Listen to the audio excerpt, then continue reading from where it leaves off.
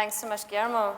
For our final talk of this strand, I'm delighted to introduce Vishal Gajjar, who is a staff astronomer at the SETI Institute, a visiting researcher with Breakthrough Listen at UC Berkeley, and a project scientist for Breakthrough Listen's international collaboratory facilities.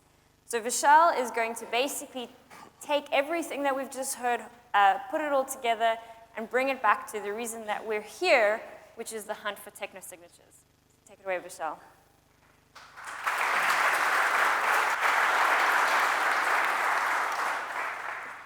Thank you, Michelle, and thank you for the organizer for inviting me to speak on this topic that is sort of so close to my heart. Yes, so I am an outlier. I am not an AI researcher per se. I am a radio astronomer. So we do work during the day and night.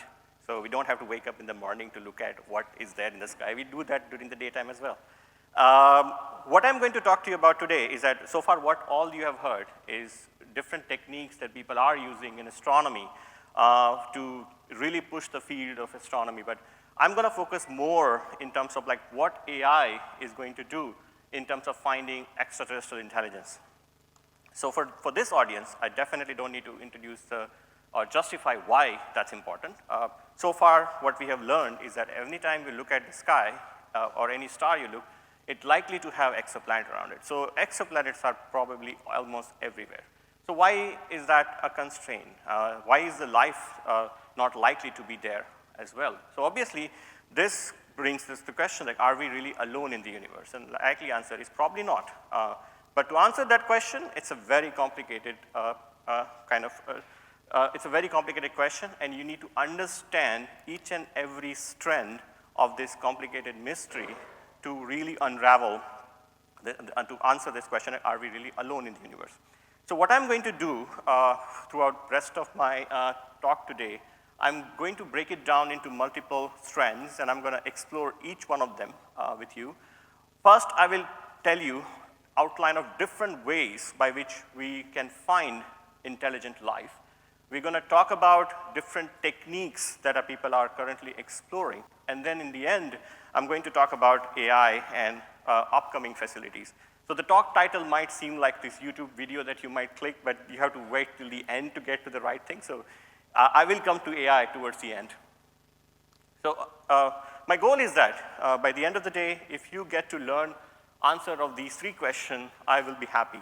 That what exactly this basically summarizes everything that what we are trying to do. All right, so before I move forward, I just like to define this term, which I'm going to use throughout the rest of my talk, called technosignature. You all have probably heard about the word called biosignature. A technosignature is an extension of biosignature. So what is a technosignature? So technosignature is a direct or indirect evidence of past or present technology that has been developed by extraterrestrial intelligence. So this actually is a very broad definition, and you can cover a lot of different kinds of stuff under the same umbrella. So I'm going to give you a couple of examples, but because of the limited time, I will not be able to explore all of them. But just for the sake of argument, I'm going to give you examples of different kind of technosignatures. One of them is what we call physical artifacts, obviously very speculative, but Oumuamua is a really good example. And there has already been work happening in that area of detecting a similar kind of objects like Oumuamua using the Vera Rubin Observatory. In fact, there was a paper that came out earlier this year by an incoming graduate student here in Oxford, Rogers et al., which actually outlines an anomaly detection algorithm, how we can detect similar types of objects using the Rubin telescope. There are other kinds of technosignature as well. For example, exoengineering. We are talking about extremely advanced civilization, extremely advanced life, which can basically wants to harness all the energy output of their star. So what do? They can build what we call a Dyson sphere around their star, and you can detect it. You can detect the waste heat that is coming out from the Dyson sphere. So there are surveys that's already ongoing to detect it. In fact, you might have heard about these recent discoveries about some of the objects that discovered with that are potential candidate for Dyson spheres. So that work is already ongoing. That is, again, a potential technosignature. Atmospheric pollutant.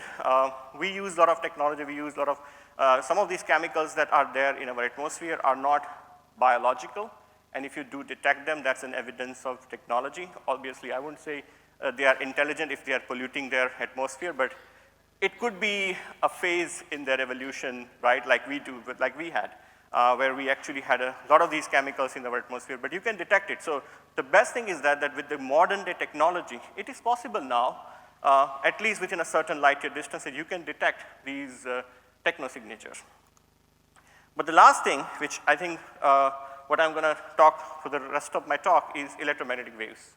So how do we detect electromagnetic waves as a possible sign of extraterrestrial intelligence? There are various different types of technosignature in electromagnetic waves. I will not go in all of them. I give you an example of two case studies. One is a signal that is highly concentrated in frequency. This could be in radio or in optical. So if you put a lot of energy, concentrate all that into only few frequency channels, that's a very good sign of it being artificial, because so far we don't know any natural process to produce a signal like that. The other is the opposite extreme, that you put a lot of energy in time, like nanosecond. So nanosecond optical flashes or nanosecond radio pulses, for example, are also potential technosignatures. So I guess this probably might have given you a good idea about different kinds of things that we call a technosignature. Now I'm going to talk about different search strategy. What are the search technique we use to search for these different technosignature, especially in the electromagnetic spectrum that I just talked about. All right, so where do we actually conduct our searches? So a large amount of the searches are being led by Breakthrough Listen program. And we actually search almost everything that can be potential target. We are looking at our nearest million stars. We are looking at our entire galactic plane. We are especially interested in the galactic center, which is where I personally am very much involved. We are also looking at so many nearby galaxies as well. And most importantly, we are looking at anomalies in astronomy. This is sort of continuing to the discussion that we were having since morning, and these anomalous objects are going to go up when the Vera Rubin is going to start feeding us more anomalies. So we do have a program to follow up all these exotica as well. And what do we use to observe them? Almost everything. So we use almost 24 radio observatories and optical observatories all across the world to actually conduct the searches. Many of these observatory people who are leading work on this are all in the attendance, so please reach out to them to know more about what exactly the activities are going on there. I may not be able to go to each and every one of them, but I'll give you some of the examples. So let's start with the highest end of the electromagnetic spectrum. So this is the entire, just an example of electromagnetic spectrum that is sort of penetrates our atmosphere. And we talk about the ground-based facilities that can actually see this part of the electromagnetic spectrum. First is the optical band, and then you have a radio band. And we have a number of sort of observing facilities that are actually actively searching at both these bands. So I'm going to talk first about the optical band. So at optical, we have a number of observatories. I'm going to give you an example of one of them is the Veritas telescope. These are 12-meter 4 antennas, which are spread, I think, around 100-meter separation or from each other in Arizona. What they do is that they are actually specially designed to detect gamma rays. So they are not directly detecting gamma rays, obviously, as you can see, they are in the ground. But what they do, what happens is that when gamma ray passes through the upper atmosphere, it interacts and produces the shower of photon. And that shower of photon is what these telescopes are capable of detecting. In fact, there's an animation there which actually shows you that how the entire shower happens. But the most important part is that it is actually looking at the sky in a nanosecond time scale. So it's actually taking images at around in a nanosecond scale. And this is a very interesting way of searching for extraterrestrial intelligence, because I mentioned earlier that nanosecond laser pulses or optical pulses are potential technosignatures. So we can use the same telescope that is designed to detect gamma rays to detect technosignature. So the idea is still same, but there will be small differences. For example, if the gamma ray interacts in the upper atmosphere, because it is localized event in that particular direction, when it reaches to these different detector, you can triangulate the position. They will come out at a different part in their CCD images. But a plane wave coming from a faraway distance, a laser source, for example, coming from far distance, will appear at the same location at this Alder detector. And this way, you can basically disentangle what is produced by natural phenomena and what is basically produced by extraterrestrial intelligence. So this is one effort that's ongoing to search for these extremely narrow optical flashes. Okay, so moving on from optical to radio, and obviously I cannot start my talk without radio, without mentioning the amount of interference that we have to deal with. Very nice place to put a radio telescope all across mobile phone tower. It's just a sort of, I mean, it's the image created by DALL-E or ChatGPT, so obviously not an ideal place you want to do your radio astronomy from. But the idea is that radio sky is polluted. We do get a lot of interference from almost everything.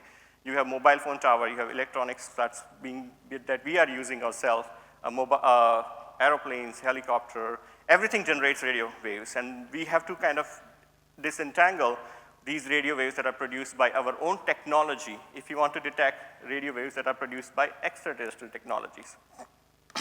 So how do we do that? So I'm going to give you an example of a couple of ways by which we try and separate out things that are produced by our technology with what is extraterrestrial. If you are using a single dish, like for example, this is the Green Bank telescope in West Virginia, the way we try and do it is that we move the antenna, which is what we call positional switching. So we move antenna up and down to different parts of the sky. Interference, since it's not coming from that particular part of the sky, it's coming from everywhere else, it will not disappear when you look away. So you have to do this multiple times, and then you will be able to rule out what's actually coming from the sky, that particular one point, versus what's being produced by all the local sources. We have a number of radio telescopes that's currently operational. Just give you an example of two single dish telescopes. This is the Green Bank telescope mentioned earlier. Dr. Steve Croft actually leads the program on there. And we have a radio telescope in Sardinia, Italy, which collaborates with us quite extensively to search for technosignature at radio frequencies. We have 3 students who are in the attendance, so please feel free to reach out to them. We have Francesca, Simon, and Andrea.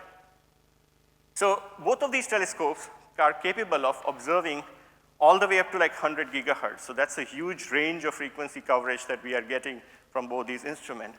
But they are single dishes, so there are some limitations about the interference rejection that we are able to get.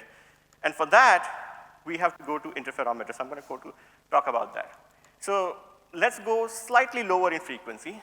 For frequency, we have 2 ways by which you can basically, in fact, high frequency also has multiple beams, but what we have been doing so far is that we have been using some of the instrument which has these multi-beam capacity. So what this means is that it is simultaneously looking at multiple parts of the sky. So you don't necessarily need to do on and off. You are actually simultaneously observing multiple parts of the sky at the same time, which allows you to disentangle what is coming from terrestrial sources versus what extraterrestrial. For example, we use the telescope, which is one of the world's largest single-dish telescope, FAST in China, which is equipped with 19 beam receiver, which means that it is actually looking at 19 different parts of the sky at the same time. We also have interferometer. Interferometers are magical.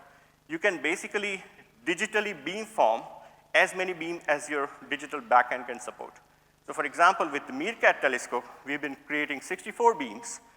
With the VLA and COSMIC program, we've been creating 6 beams. And with the ATA, we are also creating 4 or more beams. And in fact, if you are more interested in talking about interferometers, you can talk to Daniel, Chenova, or Vael, who leads the program on all of our interferometers. So interferometers are a fascinating way by which we can disentangle sources of interference versus what is basically produced by extraterrestrial. Okay, going to the extremely low frequency, we have a telescope in the Netherlands, and which is the core station called LOFAR. What we are using is the international stations of LOFAR. One is located in Ireland, and one is located in Sweden. This program is led by Professor Evans Keen, who is also in the attendance. So please reach out to him.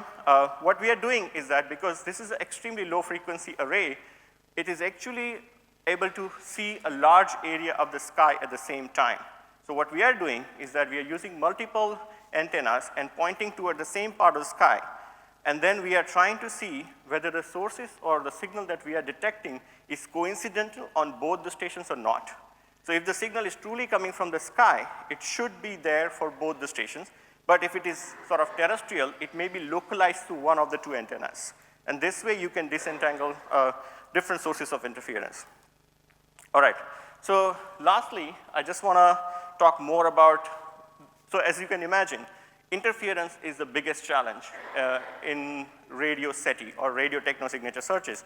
And this is where AI is helping us. So I'm giving you an example of a couple of ways in which we are using or utilizing AI to really eliminate false positives that have been generated by interferences.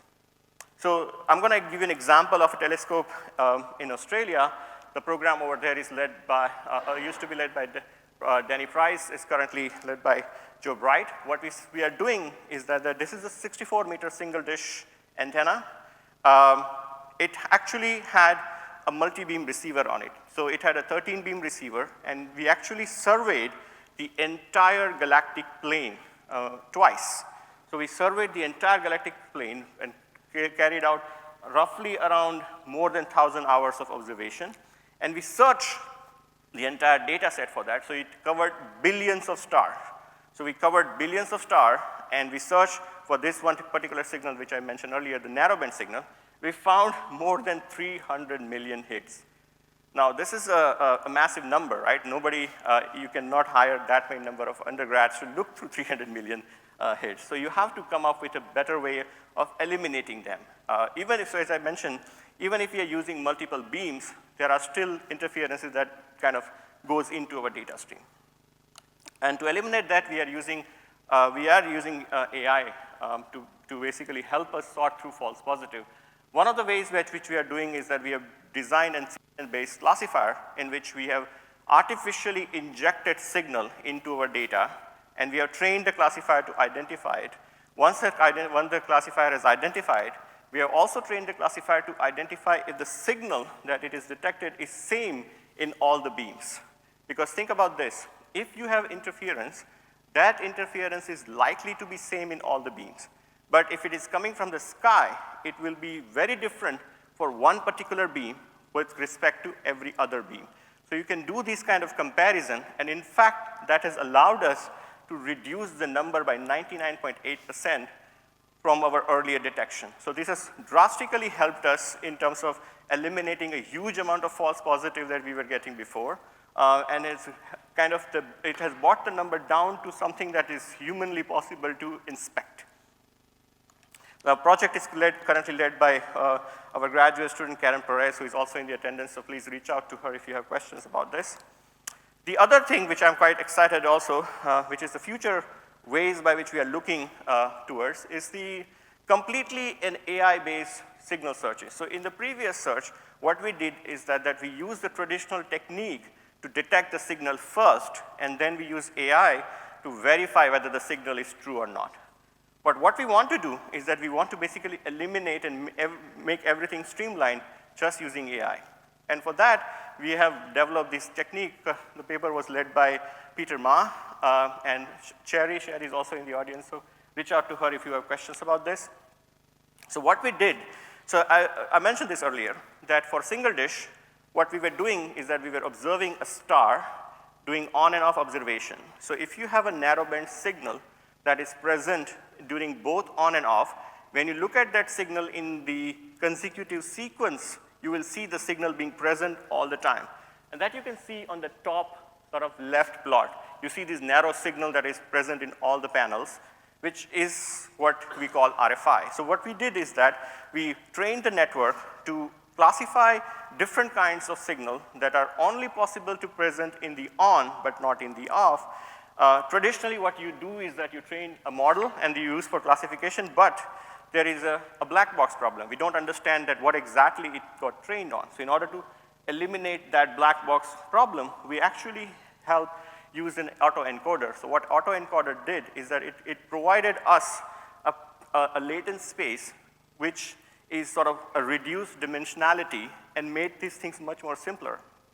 We use this thing called beta variational autoencoder, which actually was trained to create latent space features which are most distinct from each other.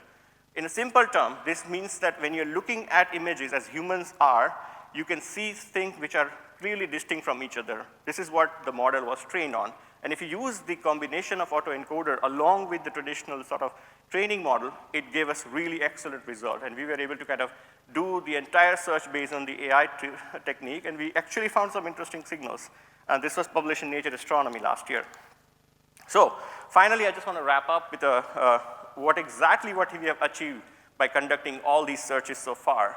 And I want to present it with this particular graph. So what I'm showing you here, the x-axis is the output power of different kinds of transmitter. And you can see an example, like for example, this is the output power of Earth. Like our entire civilization, this is what the power consumption that we have. This is the output power of Arecibo telescope planetary radar. This is the output power of, for example, all the mobile phone towers that we have on Earth. And this is the output power of like a Voyager spacecraft, for example, which is there in the, currently going in the interstellar space. If you combine all of these together, these are the kind of limit that we have achieved so far. So combining all the surveys that has been happened so far in this area, these are the kind of limits that we have achieved. So we have eliminated a huge amount of parameter space. So obviously, there is a very less, like I forgot to mention what is the y-axis. That's the transmitter rate or the occurrence rate. So how many number of transmitters are there per star? So if you survey 1 billion stars and you don't find a transmitter, that means that the transmitter rate is somewhere around 10 to the power minus 9. This is in a log scale.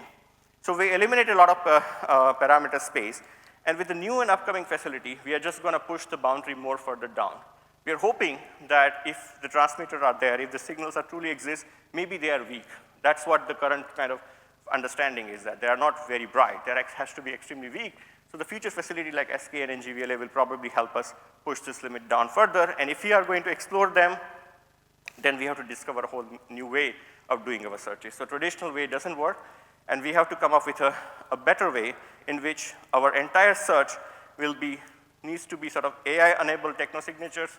We have to have AI-enabled search techniques, as well as we have to have the entire search being conducted by AI in real time. So we have Luigi Cruz also, who is in the audience, and there are current effort that's going on at the Allen Telescope Array in California, where we are trying to do the searches in real time using AI models. So ultimately, hopefully, in future, we'll be able to combine these strengths together and form a strong bond, which will help us answer this question, like, can AI help us find extraterrestrial intelligence? And I'd like to end with a very maybe controversial point, but my thought is that yes, only AI will help us find extraterrestrial intelligence. Thank you very much.